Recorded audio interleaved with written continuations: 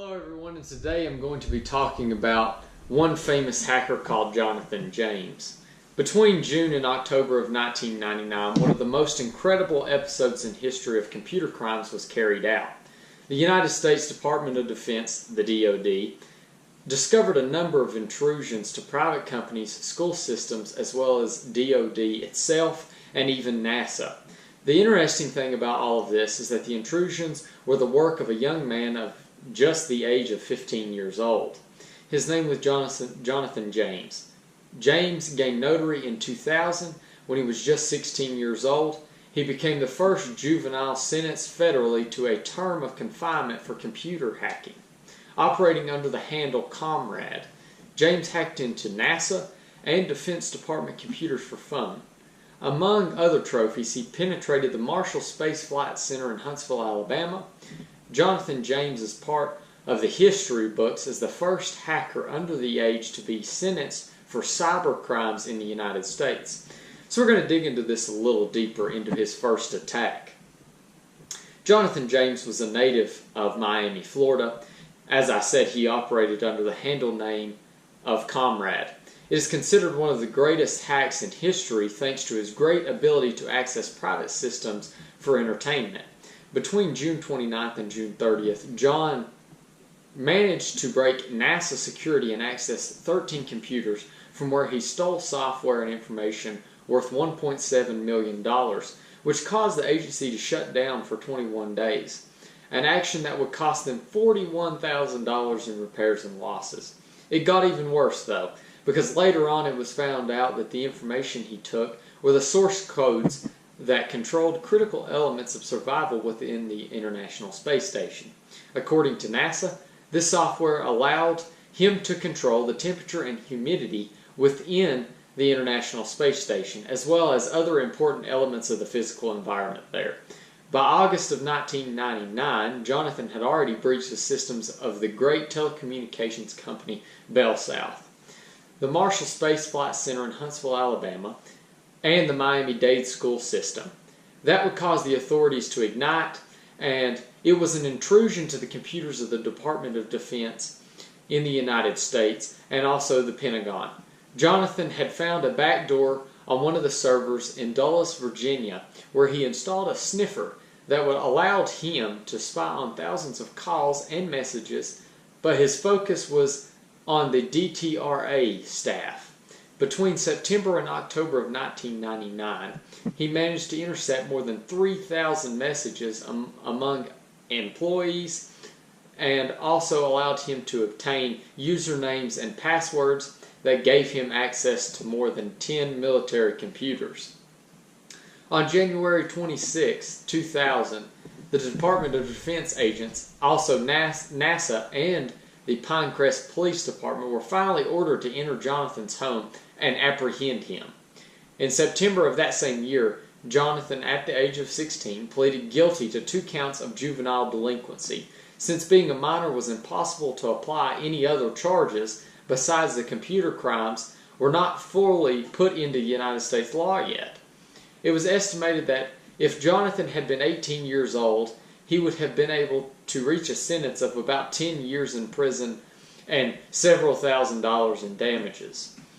Jonathon received a six-month home arrest warrant, also a ban on any access to computers for recreational use.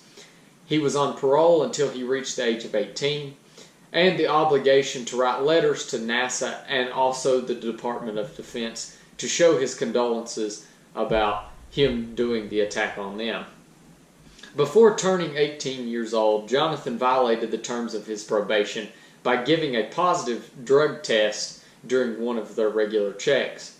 A reason why the Department of Defense did this was because they wanted to maintain control over him. Jonathon was then sentenced to 6 months in the Alabama Juvenile Correction Center. Now this part of the story is very important. On January 17, 2007, one of the largest computer attacks to date in the United States would have been released. The TJX companies, as well as many other companies, were all victims of a cyber attack that robbed personnel of credit information of millions of customers. Over time, it would be discovered that hacker Albert Gonzalez was primarily responsible for such attacks. During the investigation, the names of several other hackers would have been collaborated with Gonzalez, and also somehow Jonathon James's name has been brought up in those.